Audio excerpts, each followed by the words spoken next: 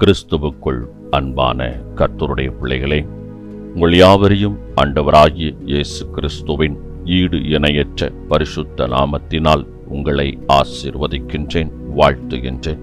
கர்த்தர் தாமே இந்த நாளில் நீங்கள் எதிர்பார்க்கிற நன்மைகளை அற்புதமாக அதிசயமாக உங்கள் வாழ்வில் நிறைவேற்றி தருவாராக. தினம் ஒரு மிஷனரி என்கின்ற தலைப்பில் இந்த நாளிலே நான் பார்க்க இருக்க மிஷனருடைய பெயர் C.I. ஸ்கோவில்ட். இவருடைய காலம் 1843 முதல் 1921 வரை. இவருடைய நாடு அமெரிக்கா, இவருடைய தரிசன பூமி அமெரிக்கா. கிறிஸ்தவர் ஒருவர் வழக்கறிஞரின் அறைக்குள் நுழைந்தார். தான் வந்த நோக்கத்தை நிறைவேற்றிவிட்டு வெளியே புறப்படும் முன் நீண்ட நாட்களாகவே அவருக்குள் இருந்த அந்த கேள்வியை அவரிடம் கேட்டுவிட்டார். என்ன கேள்வி அது? ஐயா, நீங்கள் ஏன் கிறிஸ்தவராகவில்லை? இக்கேள்வியை சற்றும் எதிர்பார்க்காத அவ்வழக்கறிஞர் திகைத்தும் மலைத்தும் நின்றார். சற்று சுதாரித்துக் கொண்டு தன் தலையை தொங்கவிட்டவராக, வேதாகமத்தில் எங்கேயோ குடிவெறியன் பரலோக ராஜ்யத்திற்கு அருகதை அற்றவன் என்று இருக்கிறதல்லவா? என்னுடைய பலவீனமே அதுதான். எனவே நான் கிறிஸ்தவன் ஆகவில்லை என்று பதிலளித்தார். ஆனால் வந்தவர், நீங்கள் ஏன் கிறிஸ்தவர் ஆகக்கூடாது என்று மீண்டும் கேள்வியை கேட்டார். அதற்கு அந்த வழக்கறிஞர், ஒருவரும் இதுவரை என்னை இந்த கேள்வி கேட்டதில்லை. நான் எப்படி கிறிஸ்தவன் ஆகக்கூடும்? எனக்கு சொல்லித்தாருங்கள் என்றார். இருவரும் சற்றே அமர்ந்து உரையாட ஆரம்பித்தனர். வேதாகமத்தின் சத்தியங்களை விளக்கமாக எடுத்துக் கூறினார் வந்தவர். ஜெபிப்பதற்கு முழங்கால் படியிற்றவுடன் அவ்வழக்கறிஞர், ஆண்டவரே, என் பலவீனம் எனக்கு தெரியும், அதை என்னிடத்திலிருந்து மாற்றி போடும் என்றார். அன்று முதல் குடியை முழுவதுமாக விட்டுவிட்டு புதிய ஜீவியத்தை ஆரம்பித்தார் அவ்வழக்கறிஞர். யார் அந்த வழக்கறிஞர்?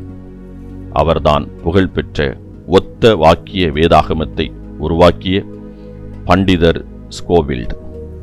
ஆயிரக்கணக்கானோருக்கு வேதாகம சத்தியத்தை கற்றுக் கொடுப்பதில் எளிமையான முறையை புகுத்தியவர். வேதாகமத்தில் தேடி வாசியுங்கள் என்ற வார்த்தைக்கு புது வடிவம் கொடுத்தவர். இவரின் பழைய வாழ்க்கை மறைந்ததால் பலர் இவர் மூலமாக புது வாழ்க்கையை பெற்றனர். ஆம், உங்கள் பழைய வாழ்வு மறையுமானால் உங்களால் பலர் புதிய ஜீவியத்தை ஆரம்பிக்க முடியும். ஆண்டவரின் விருப்பமும் அதுதான். அன்பானவர்களே, உங்கள் வாழ்வை மாற்ற தயாராகிவிட்டீர்களா? பில்லி கிரஹாம் இப்படியாக சொல்லுகிறார், ஆண்டவரே, உலகம் முழுவதையும் மனமாற்றம் செய்வதற்கு முன் அம்மனமாற்றத்தை முதலில் என்னில் ஆரம்பியும் என்கின்றார்.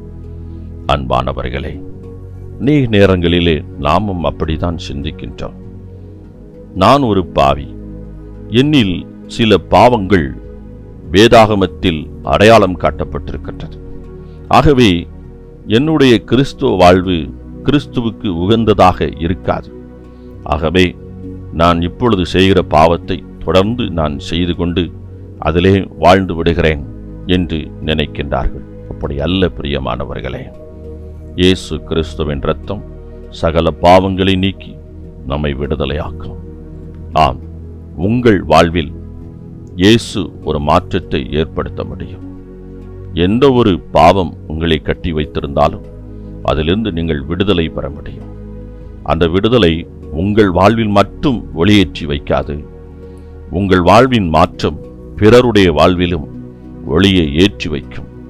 இதுதான் இந்த C.I. ஸ்கோவில்டுடைய வாழ்வில் நாம் காண்கின்றோம். அவர் என்னில் மாற்றம் ஏற்பட முடியாது நினைத்தார். ஆனால் இயேசு அந்த மாற்றத்தை அவருக்கு கொடுத்தார். அந்த மாற்றம் பின்பு ஒத்த வாக்கிய வேதாகமத்தை இந்த உலகுக்கு எல்லாரும் வேதாகமத்தை எளிதில் படித்து சத்தியத்தை விளங்கிக் கொள்ளும் வண்ணமாக இந்த உலகுக்கு கொடுப்பதற்கு அவரை பயன்படுத்தியது. ஆம், உங்கள் வாழ்வின் மாற்றம் உங்களுக்கும் ஆசீர்வாதம், மற்றவருடைய வாழ்வில் அது ஆசீர்வாதத்தை கொண்டு வரும் என்பதை மறந்து விடாதீர்கள். கர்த்தர் தாமே உங்களை ஆசீர்வதிப்பாராக.